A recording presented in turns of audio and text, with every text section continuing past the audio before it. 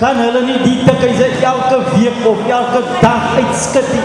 Ons ouers is die slagoffers van hierdie draglords. Hierdie plek moet julle skit elke dag. Solank as daar die tik in grabouw is, of die tik in ons gemeenskap is, gaan nie storie nie eind nie, gaan crime nooit eind nie, gaan ryk nie eind nie, gaan niks aan eind nie. As jy weet vir jou, aan die nacht, dan sê hulle vir jou, meneer, dis een wen. By Toi, dan is die hele grabouw vol wenne.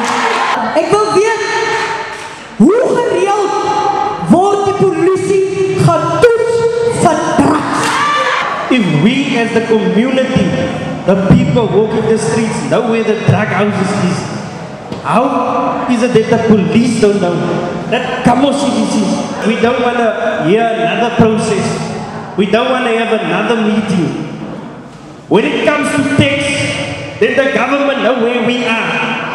Now we must go look for the government.